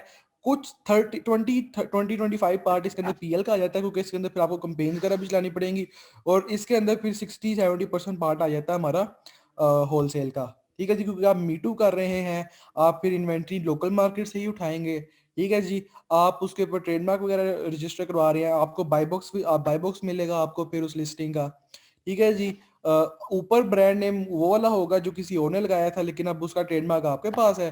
तो ये सारी चीजें मिक्स होकर ना होलसेल का ही करवाती हैं, लेकिन इसके अंदर PL आ जाता है, क्योंकि फिर जब लिस्टिंग हमारी, क्योंकि पहले पेज पे तो मौजूद नहीं होती, उसके ऊपर कोई सेल नहीं आ रही होती, उसके ऊपर ऑलरेडी किसी किसी और सेलर के टाइम के रिव्यूज हैं। ठीक है जी, तो हमें फिर उस लिस्टिंग के ऊपर कंपेन्स वगैरह चलानी पड़ेगी, तो कंपेन्स वाला फैक्टर भी आ जाएगा इसके अंदर और होलसेल वाला फैक्टर भी आ जाएगा। अच्छा, शायद मुझे याद पड़ता कि आपने कहा था कि हमने अमेजोन की लिस्टिंग पे कोई भी कांटेक्ट नंबर नहीं देना, चाहे वो वेबसाइट हो, चाहे हमारा फोन नंबर हो या ईमेल हो। नहीं, तो मैंने कब फिर कहा हम था किस इस तरह का? मैंने तो आज तक इस तरह की बात कभी नहीं की। मेरे साथ लिस्टिंग आपने पे किसी दे और देते तरीके हैं की सुनी कांटेक्ट थी। नंबर? कॉन्टैक्ट नंबर देना, और लिस्टिंग में ऑब्वियसली आप कॉन्टैक्ट नंबर दे सकते हैं, आप अपनी वेबसाइट पे कॉन्टैक्ट नंबर दे देते हैं। जितने भी होलसेल सप्लायर्स हैं वो अपना कॉन्टैक्ट नंबर ही देते हैं। आप होलसेल में आएंगे ना, आपको पता लगेगा कि होलसेलर, जो प्रोफेशनल होलसेलर्स हैं, वो कम ईमेल के ऊपर काम करते हैं और ज्यादा वो कॉन्टैक्ट नंबर के ऊपर ही काम करते हैं, वो फोन्स के ऊपर ही ज्यादा काम करते हैं। सर आपने कहा था कि जब FBA की लिस्टिंग क्रिएट करते हैं उसके अंदर अपना कॉन्टैक्ट नहीं देना है, होलसेल के लिए नहीं बोला आप? कॉन्टैक्ट नंबर दे दे, वैसे इसमें कोई इशू तो नहीं है अगर आप अपना कॉन्टैक्ट नंबर दे रहे हैं। होता ये कि लिस्टिंग क्रिएशन में कहाँ कॉन्टैक्ट नंबर, लिस्टिंग क्रिएशन में तो मैंने आज तक नहीं देखा कि वहाँ पे कोई ऑप्शन आ रही है कॉन्टैक्ट नंबर की। हाँ, सेलर नंबर, एक सेलर नंबर होता है जो ट्रेडमार्क के थ्रू ही अक्वायर होता है, वो दे सकते हैं आप। कॉन्टैक्ट नंबर देने की तो वैसे ही ऑप्शन मौजूद नहीं होती, कॉन्टैक्ट नंबर देने की ऑप्शन होती है वेबसाइट्स के ऊपर। आप वेबसाइट्स के ऊपर कॉन्टैक्ट दे सकते हैं, लिस्टिंग में कहाँ कॉन्टैक्ट नंबर आता है? लिस्टिंग में नहीं कॉन्टैक्ट नंबर आता, ये आपको जिसने भी बताया है वो गलत बताया है। और ब्रांड से कांटेक्ट कैसे करना है, इसका कोई टेम्पलेट वगैरह? और ये ब्रांड से अभी हमने कॉन्टैक्ट किसका करना करना है। है वो हम देख लेंगे इंशाल्लाह, ब्रांड से किसका कॉन्टैक्ट करना है। ऑब्वियसली जो ब्रांड की ईमेल अभी ना, वो ब्रांड से कॉन्टैक्ट वाले ना, मंडे को हमें काम शुरू कर देना है ब्रांड से कॉन्टैक्ट करने वाला। उसके अंदर हम देखेंगे कि किस तरह हमने ब्रांड की वेबसाइट को सर्च करना है, ठीक है जी। उसकी वेबसाइट के ऊपर जाना है, वेबसाइट में क्या क्या चीजें हमने देखनी है, फिर कहाँ जाके उसका कॉन्टैक्ट नंबर होता है, वो कॉन्टैक्ट नंबर उठाना है, उसके ऊपर कॉन्टैक्ट करना है।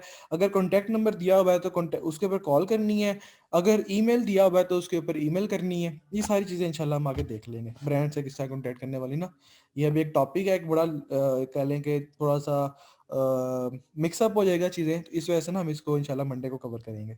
जी किसी और ने कोई क्वेश्चन पूछना हो तो पूछ ले, क्लियर हो गया ये चीज। अच्छा जी, तो आपको वैल्यू को पता लग गया कि एक डेड लिस्टिंग की एक तो अहमियत क्या होती है ना, एक तो चले एक अहमियत होगी और एक उसकी प्राइस वैल्यू होगी, ठीक है जी। एक उसकी मोरल वैल्यू कह लें आप, एक उसकी प्राइस वैल्यू कह लें हम। तो मोरल वैल्यू तो बहुत अच्छी है। आप अगर लेट्स सपोज आपका क्लाइंट कहता है कि चलो ठीक है, मैं होल सेल में किसी डेड लिस्टिंग के ऊपर जाने के लिए तैयार हूँ। वैसे तो बहुत सारे क्लाइंट ऐसे होते हैं जो कि डेड लिस्टिंग खरीदने के लिए पहले से तैयार बैठे होते हैं। हमारे पास कोई डेड लिस्टिंग हो, हम उसकी एक पोस्ट लगाएं तो हमें बहुत सारे लोग मिल जाएंगे कि मुझे वो डेड लिस्टिंग दे दें, ये वो। लेकिन अगर आप किसी क्लाइंट के साथ वर्किंग कर रहे हैं और उसने आपको कहा है कि प्रोडक्ट प्रोडक्ट हंट करो होलसेल में, तो अगर तो वो आपको अलाउ कर देता है डेड लिस्टिंग का क्या नाम है, डेड लिस्टिंग को हंट करने की और डेड लिस्टिंग के ऊपर वर्किंग करने की, तो ये एक बहुत अच्छी चीज हो जाएगी। आपको फिर इनिशियली बहुत सारी ऐसी चीजें जो करनी ही नहीं पड़ेंगी। आपको क्या करना पड़ेगा, सिर्फ प्रोडक्ट हंट की और उस प्रोडक्ट के ऊपर ट्रेडमार्क रजिस्टर करवाया, ब्रांड रजिस्टर करवाया। ब्रांड तो चले ना भी रजिस्टर करवाए, अगर आप सिर्फ ट्रेडमार्क ही रजिस्टर करवा लें आप अगर उस लिस्टिंग के ऊपर, तो वो लिस्टिंग फिर आपकी हो जाएगी। वो ब्रांड जो है जो उस लिस्टिंग के ऊपर रजिस्ट कर रहा है वो आपका हो जाएगा, और उसके ऊपर आप इजीली अपनी सेलिंग स्टार्ट कर सकते हैं, कंपेन्स वगैरह स्टार्ट कर सकते हैं, सेलिंग स्टार्ट कर सकते हैं। लेकिन अगर आपका क्लाइंट नहीं मानता तो फिर आप बाउंड है, ठीक है जी। उस केस में फिर आपको एक लिस्टिंग को, जो कि हमारी रवायती तरीके के साथ हम लोग हंट करते आ रहे हैं, जिसके अंदर हम लोग हीलियम 10 का यूज करते हैं नीश को ढूंढने के लिए, नीश तो नहीं सॉरी लिस्टिंग को ढूंढने के लिए, क्योंकि हमारा काम ब्रांड से रिलेटेड होता है। मैंने आपको लास्ट टाइम भी बताया था कि होलसेल के अंदर ना हमारा इतनी इंपॉर्टेंस हमारी प्रोडक्ट की नहीं है जितनी इंपॉर्टेंस हमारे ब्रांड की होती है, ठीक है जी। तो यहाँ पे क्या होता है, लेट्स सपोज हीलियम 10 के ऊपर से मैंने क्राइटेरिया पुट किया और मुझे ये ब्रांड मिल गया NNH, ठीक है जी। तो ये ब्रांड मेरा एसिड होता है, ये जो ब्रांड है ये मेरा एसिड है। ये लिस्टिंग इतना बड़ा एसिड नहीं है मेरे लिए, ये लिस्टिंग इतना बड़ा एसिड नहीं है जितना बड़ा एसिड ये मेरे पास NNH वाले जिस तरह के ब्रांड है। और खासकर वो ब्रांड्स जिनकी प्रोडक्ट्स 1,000 10,000 के करीब होती हैं, खासकर वो ब्रांड्स जिन्होंने 10,000 के करीब प्रोडक्ट्स लॉन्च की हुई हैं। अब आप खुद देखें, ये जो NNH वाला ब्रांड है इसने 10,000 के करीब प्रोडक्ट्स लॉन्च की हुई हैं, ठीक है जी। और उन लिस्टिंग में से बहुत सारी ऐसी लिस्टिंग है जिनके ऊपर ये होलसेल करवा रहा है। ये देखे ना, 7 न्यू सेलर्स, 4 न्यू सेलर बैठे हुए हैं इस लिस्टिंग के ऊपर। कुछ लिस्टिंग की ये सेलिंग खुद कर रहा है, मतलब जो उनसी अच्छी लिस्टिंग होगी जिनकी मैन्युफैक्चरिंग वगैरह ये खुद नहीं कर रहा होना या खुद कर भी रहा होना है, तो उनके ऊपर प्रॉफिट अच्छा अर्न करने के लिए ये खुद सेलिंग कर रहा है। और जिन लिस्टिंग्स पे ये कहता है कि यार रैंक हो गई है, मैं इनको ज्यादा संभाल नहीं सकता, तो ये इसने क्या किया हुआ है, इसने दूसरे लोगों को दे दी हुई है, ठीक है जी। ये इसने दूसरों को अलाउ किया हुआ, जिस तरह ये 3 लिस्टिंग्स है इन्होंने दूसरे लोगों को दे दी हुई है। ये दूसरों को अलाउ कर रहा है कि ठीक है जी आप मेरी लिस्टिंग पे आके बैठे, इन्वेंट्री मैं प्रोवाइड कर देता हूँ, सेलिंग आप कर ले, ठीक है जी। तो ये असल में ये ब्रांड होते हैं जो हमारा एसेट होते हैं। आप लोगों ने होलसेल में शीट्स तैयार करनी होती हैं। आप लोग देखें ना, आप लोग हंटिंग कर रहे हैं, ठीक है जी, और यहाँ पे ये है कि PL की तरह का वाला काम नहीं है। होलसेल के अंदर PL की तरह वाला काम नहीं है कि मतलब जब क्लाइंट आएगा तभी आपने प्रोडक्ट हंटिंग स्टार्ट करनी है और एक हफ्ते में उसे प्रोडक्ट हंट करके दे देनी है। होलसेल के अंदर चीज़ें डिफरेंट होती हैं। होलसेल में बेसिकली क्या होता है कि आप लोग जैसे ही आप लोग मार्केट में जाते हैं आप लोग प्रोडक्ट हंटिंग स्टार्ट कर देते हैं। फर्स्ट स्टेप होता है आपका प्रोडक्ट हंटिंग। क्लाइंट नहीं भी होता फिर भी आप लोगों ने प्रोडक्ट हंटिंग स्टार्ट कर देनी होती है। और उसमें होता है कि आप एक एक्सेल शीट बनाते हैं अपनी, जो एक्सेल शीट आपका एसेट होती है। उस एक्सेल शीट में आप क्या करते हैं, उस एक्सेल शीट में आप हंट करते हैं सारे ऐसे ब्रांड्स सारे ऐसे ब्रांड्स आप हंट करते हैं जिन्होंने multiple of thousands of products launch की होती हैं, अच्छी अच्छी प्रोडक्ट्स होती हैं उनकी, अच्छी सेलिंग वाली प्रोडक्ट होती है, अच्छी हमारे क्राइटेरिया वाली प्रोडक्ट्स होती है उस ब्रांड के पास। तो वो ब्रांड बेसिकली आपका एसेट होता है, और उस ब्रांड को आपका जो उस ब्रांड का नाम है और उसकी वेबसाइट वगैरह, वेबसाइट देख लेंगे हम किस तरह सर्च की जाती है, उसके कॉन्टैक्ट वगैरह, वो आप सारे इस एक्सेल शीट में सेव करते रहते हैं और वो आपका एसेट बनता रहता है। फिर लेट्स सपोज आपके पास, आपने 2 हफ्ते लगाए, महीना लगा दिया, आपके पास 10 ऐसे ब्रांड आ गए हैं जिनका बहुत अच्छा क्राइटेरिया है ई कॉमर्स सक्सेस या एक्सट्रीम कॉमर्स वालों के क्राइटेरिया के मुताबिक उनका क्राइटेरिया है, उनकी बहुत सारी प्रोडक्ट्स का आप लोगों ने एसिन सेव किया हुआ है जो कि बिल्कुल आपके क्राइटेरिया के ऊपर है, जिनकी बहुत ज़्यादा डिमांड्स होती हैं, ठीक है जी। तो आपने वो एक शीट बना ली हुई है जो कि मल्टीपल एसेंस के ऊपर, मल्टीपल ब्रांड्स के ऊपर बेस करती है। तो अब आपके पास एक क्लाइंट आया और उसने सिंपल आपको कहना है कि मुझे एक प्रोडक्ट ढूंढ के दो जो कि एक्सट्रीम कॉमर्स के क्राइटेरिया पे हो या इस क्राइटेरिया पे हो। आपको पता होना कि ये बंदा जो क्राइटेरिया डिमांड कर रहा है, इस क्राइटेरिया पे मेरे पास इस ब्रांड की प्रोडक्ट अवेलेबल है। आपने सिंपल क्या किया, उस ब्रांड से उस वो वाली प्रोडक्ट निकाली और उसको दे दी। पहले वो पे करेगा। आपने सबसे पहले क्या करना है, गलती क्या होती है, मैं मोस्टली आप लोगों को बताऊं कि सेशन 1 वाले भी ये बहुत सारी गलतियां कर रहे हैं, अभी भी कर रहे हैं, लेकिन आप लोग इस ये गलती ना कीजिएगा कि मार्केट में जाके ना बहुत सारे लोग हमें इनिशियली ऐसे मिलते हैं जो हमें कहते हैं कि खासकर होलसेल के अंदर या पीएल के अंदर भी होता है बेसिकली, कि वो कहते हैं कि मुझे आप प्रोडक्ट का एसिन दे दो या प्रोडक्ट का नेम दे दो, मैं प्रोडक्ट को चेक करके आपको बता दूंगा और फिर मैं आपको पे कर दूंगा। ये सबसे बड़ा फ्रॉड हो रहा है आजकल मार्केट के अंदर, ठीक है जी। तो कभी भी आपने पहले उसको अपनी प्रोडक्ट का नेम या प्रोडक्ट का एसिन या ब्रांड नेम नहीं बताना, इवन के प्रोडक्ट का टाइटल भी नहीं बताना है, बाय बॉक्स भी नहीं बताना है उसको, ठीक है जी। कैटेगरी बता दें, सेल्स का बता दें, रिव्यूज का बता दें, रेवेन्यू का बता दें, ठीक है जी, बीएसआर का बता दें उन्हें, ये सब चीजें बता दें। लेकिन ये जो वो चीजें जिनसे प्रोडक्ट का पता लगे वो नहीं बताना। वो कब बताना है, जब वो क्राइटेरिया के ऊपर फुलफिल हो कि ठीक है जी हमें ये क्राइटेरिया पसंद है, हम आपको पे करने के लिए तैयार हैं। तो जब वो पे कर देंगे तब आप उनको प्रोडक्ट का एसएन वगैरह सब कुछ देंगे, ठीक है जी। इससे आप भी बचे रहेंगे और आपके सेलर के साथ भी कोई मतलब बैड गेम नहीं होगी। तो ये बेसिकली जो शीट होगी ना फिर आपकी, वो होगा आपका एसेट, खासकर होलसेल के अंदर आपके पास मल्टीपल ब्रांड्स होंगे। और अच्छा, अब ये तो इनिशियल लेवल पे आपका कह लें कि आपका एसेट बन गया कि आपने ब्रांड्स को हंट करके रख लिया, आपने एसेंस को हंट करके रख लिया। अब इससे एक स्टेप ऊपर आते हैं जो कि हम इंशाल्लाह फ्यूचर में कवर करेंगे उस चीज को, लेकिन मैं अब भी बता देता हूँ आपको कि लेट्स सपोज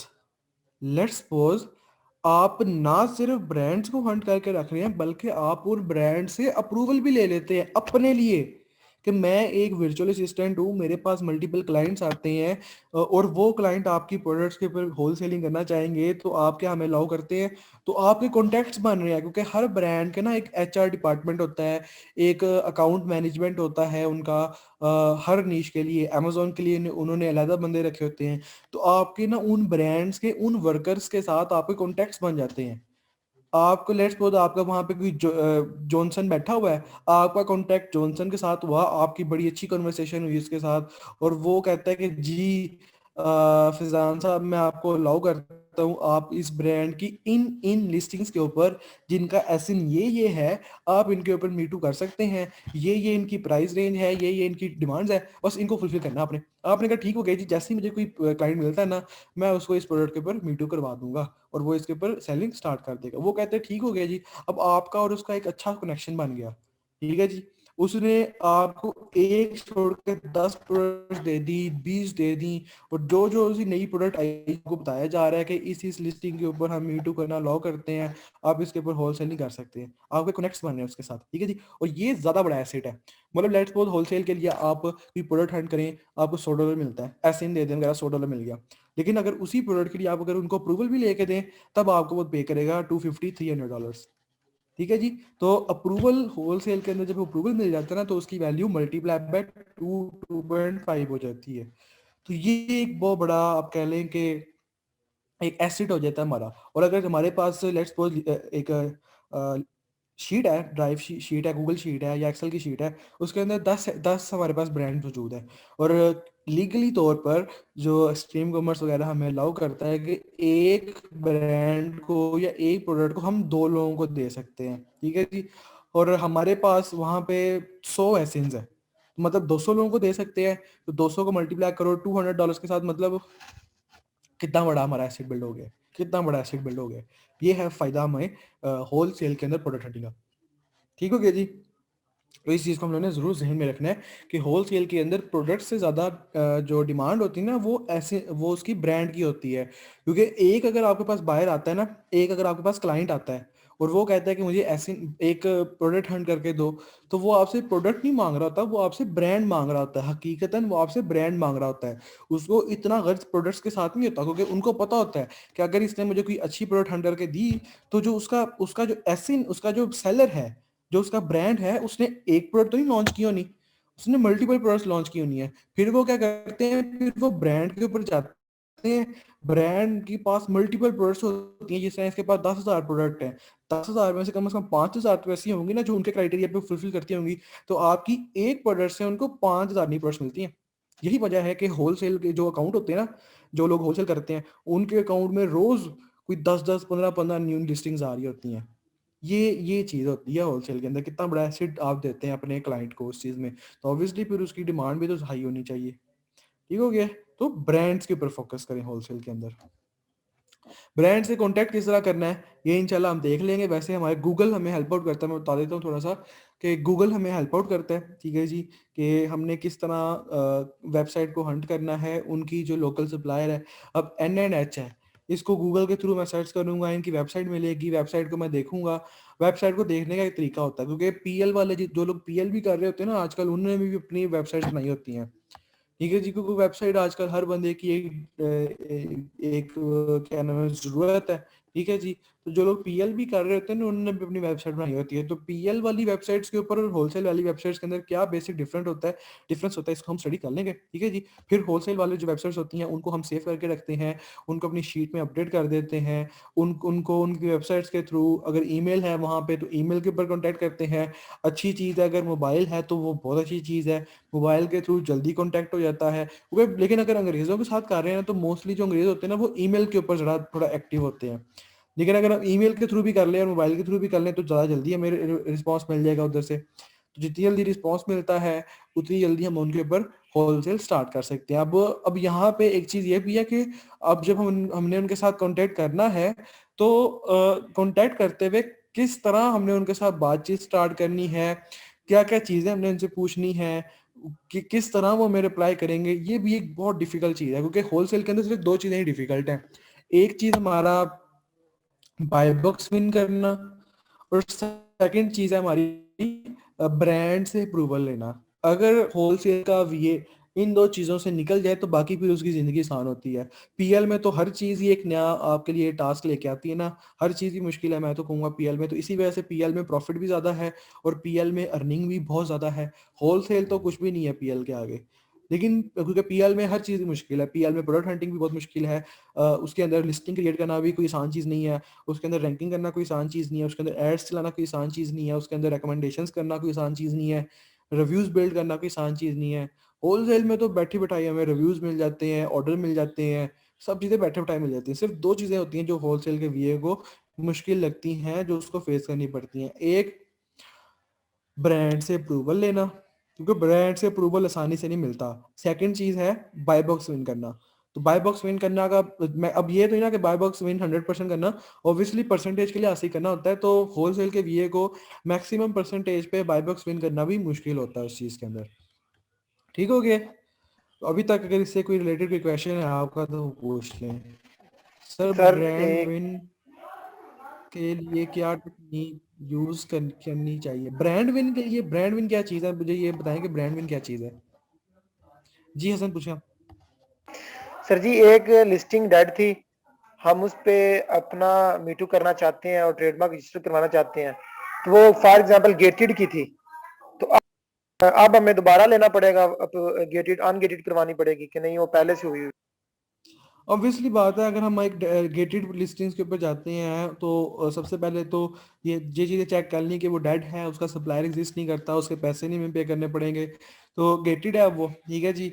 और उसका सेलर चला गया हुआ, अब क्योंकि हम नया ट्रेडमार्क रजिस्टर करवा रहे हैं उसके ऊपर, तो ट्रेडमार्क रजिस्टर कराने के लिए क्योंकि हम न्यू सेलर है, अमेजोन को तो पता है कि क्यों दूसरा सेलर आ रहा है जो इस लिस्टिंग के ऊपर इसी ब्रांड के लिए ट्रेडमार्क रजिस्टर करवा रहा है, तो फिर तब भी हमें गेटेड को नॉन गेटेड करवाना पड़ेगा। तो हम वहाँ पे 3 स्टेप करेंगे, सबसे पहले ट्रेडमार्क रजिस्टर करेंगे, सेकंड ब्रांड रजिस्ट्री, थर्ड हम नॉन गेट करवाएंगे उसको। जब ट्रेडमार्क रजिस्टर हो जाएगा, ब्रांड रजिस्टर हो जाएगा, फिर हम जाएंगे funnelguru.com के ऊपर। ये funnelguru.com ना एक वेबसाइट है हमारे पास यहाँ पे ना, जो यूएसए में सबसे ज्यादा वर्किंग कर रही है।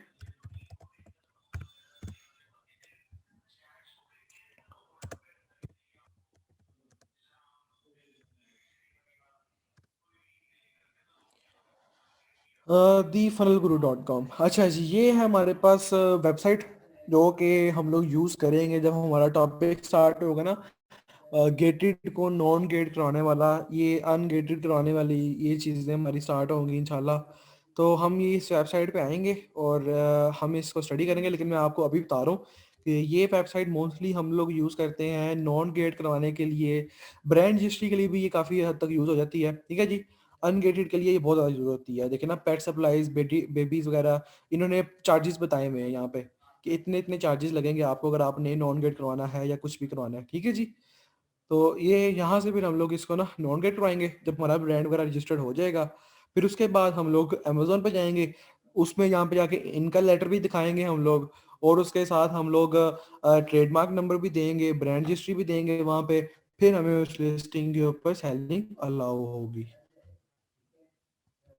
अच्छा, अब हम फॉर एग्जांपल हमें एक एग्जिस्टिंग नॉन एग्जिस्टिंग कोई सेलर मिला, कोई एक हमें लिस्टिंग मिल गई, अब वो वहां पे वो नीश जो थी बहुत कंपेटिटिव नीश थी, कंपटीशन बहुत ज्यादा था, तो डेफिनेटली हमें रैंक होने के लिए तो सेल भी फिर उतनी लानी पड़ेगी, तो उसके लिए वो वीवीआरओस भी और गिव अवेज भी उतने ही देने पड़ेंगे, तो ये फिर थोड़ा सा मुश्किल नहीं हो जाएगा? यहाँ पे बेसिकली इतना नहीं होगा आपको, क्योंकि आपको ऑलरेडी बूस्ट मिल जाएगा, लिस्टिंग्स के ऊपर ऑलरेडी रिव्यूज है, ठीक है जी। लिस्टिंग के ऑलरेडी कोई रैंक था पहले, जब वो डी रैंक हुआ था ऑलरेडी कोई रैंक था, तो उसके ऊपर फिर आपको ना गिव अवेज वगैरह नहीं करने पड़ेंगे, उसमें सिर्फ आपको कंपेन्स का सहारा लेना पड़ेगा, क्योंकि मैंने आपको बताया कि लिस्टिंग रैंक करने के लिए हमें गिव अवेज करने पड़ते हैं, लेकिन लिस्टिंग को री रैंक करने के लिए, रैंक करना और री रैंक करना दो डिफरेंट चीजें हैं, ठीक है जी। तो री रैंक करने के लिए हमें गिव अवेज वगैरह नहीं करने पड़ेंगे, लेकिन रैंक करने के लिए हमें करने पड़ते हैं। जी अब्दुल हनाना पूछे। जी सर, मुझे ये पूछना था सर, ये अमेजोन की तरफ से कोई हमारे पास नहीं है कोई पार्टी जिसके थ्रू हम करवाएं डायरेक्ट? ये तो थर्ड पार्टीज है ना सर, ये जो अभी आपने दिखाया अनगेट करवाने के लिए, तो हम अगर डायरेक्टली करवाना चाहें अमेजोन से अनगेट तो वो कैसे नहीं करवाएं? होता, अमेजोन अमेजोन ये सर्विसेज प्रोवाइड नहीं करता आपको किसी रेकमेंडेड वेबसाइट के थ्रू। अब अमेजोन को पता है ये funnelguru.com का, ठीक है जी, अमेजोन को पता है कि यूएसए में, यूके में कौन कौन सी वेबसाइट्स वर्किंग कर रही हैं, अथेंटिक गवर्नमेंट की अप्रूव्ड वेबसाइट्स, ठीक है जी। तो अगर आप उनके थ्रू करवाएंगे ना तो आपको कोई इशू नहीं होगा, लेकिन अमेजोन, जो आपके क्वेश्चन का आंसर है वो यही है कि नहीं, अमेजोन इस तरह की सर्विस प्रोवाइड नहीं कर रहा, हमें ये थर्ड पार्टी वेबसाइट के थ्रू ही करवाना पड़ता है। बेसिकली ना इसमें सर्टिफिकेशन लानी होती है मुख्तलिफ लैब्स वगैरह से ना, कि ये बिल्कुल। टॉक्सिक तो नहीं है, हार्मफुल तो नहीं है, तो वो फिर वो अगर इंसान खुद करना चाहे तो वो बड़ा लेंथी काम होगा, डिफरेंट बनी हुई है, वो क्या नाम है, अपना उनके बोलेंगे ना, मतलब डिफरेंट डिपार्टमेंट से हमने अप्रूवल लेके आनी है, तो थर्ड पार्टी सबसे ले आएगी तो आसान काम हो जाएगा। जी तैयब आप पूछे।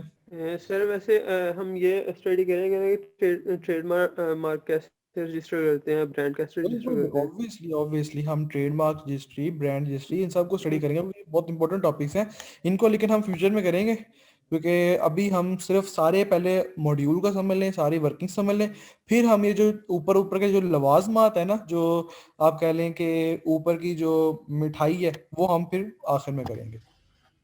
तो सर जो फाइबर पे यहाँ पर पे वैसे बैठे होते हैं कि हम ट्रेडमार्क आपका रजिस्टर करवा के देते हैं और वो पे भी देते हैं तकरीबन वो फीस से। इन्हीं वेबसाइट्स के थ्रू करवाते हैं, वो इन्हीं वेबसाइट्स के थ्रू उड़ाते हैं, वो बस आपसे पैसे ले लेते हैं, ठीक है जी। वो आप बेसिकली कह लें कि वो वीए की सर्विस प्रोवाइड कर रहे होते हैं, वो आपसे आपका ब्रांड वगैरह पकड़ते हैं, इन वेबसाइट पे जाते हैं, इधर इन्फॉर्मेशन पुट करते हैं आपकी सारी, बस फिर आपका ब्रांड रजिस्टर हो जाता है। ये काम आप खुद भी कर सकते हैं।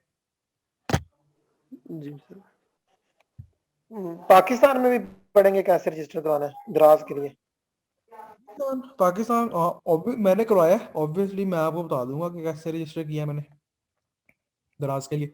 इसमें पाकिस्तान की अगर हम बात करें तो पाकिस्तान में basically Lahore chamber of commerce का शायद आप लोगों को पता हो, अब उन्होंने ऑनलाइन कर दिया हुआ है। डाटा बहुत मांगते हैं, लेकिन टाइम टेकिंग बहुत प्रोसीजर है ये, लेकिन ऑनलाइन आप खुद भी कर सकते हैं इसको। लाहौर चैम्बर ऑफ कॉमर्स की वेबसाइट्स है, ठीक है जी, उधर जाके हम लोग ब्रांड रजिस्टर करते हैं। फिर हमें क्या नाम है, कोई वकील होते हैं, उनके साइंस वगैरह चाहिए होते हैं, मेरे तो थे, मैंने उनसे करवा लिया। और फिर उसके बाद ट्रेडमार्क रजिस्ट्री हमारी ऑनलाइन हो जाती है, वो बहुत सस्ते में हो जाती है 1000 में, और वो एक ही तकरीबन कोई 7 से 8 या 1 महीने के अंदर हो जाती है हमारी ट्रेडमार्क रजिस्ट्री। ब्रांड रजिस्ट्री में थोड़ा टाइम लगता है हमें, और ये प्रोसीजर हम इंशाल्लाह कर लेंगे पाकिस्तान का भी, जब हम दराज में जाएंगे ना। इस पे टोटल खर्चा कितना होगा? पाकिस्तानी जी जी, पाकिस्तान में। मेरा तो आया है तकरीबन कोई 5-6-8-9 हज़ार का मेरा खर्चा आया है। तो ये करवाने के बाद वो जब साइन अप करते हैं तो एक होता है लोकल सेलर, एक होता है brand as a brand seller. तो आप ये करवाने के बाद वो जो पहला ऑप्शन होता है ब्रांड सेलर वाला, उसके लिए एप्लीकेबल होते हैं, हम लोग के नहीं होते? ऑब्वियसली ब्रांड सैलरी होंगे फिर हम लोग, फिर चाहे हमारा इंडिविजुअल अकाउंट हो उसके अंदर हम ब्रांड सैलर में जाएंगे, क्योंकि हमारा रजिस्टर्ड ब्रांड है, ठीक है जी। और उसकी सारी इंफॉर्मेशन ट्रेडमार्क वगैरह वो हम सारे वो क्या नाम है प्रोवाइड करेंगे।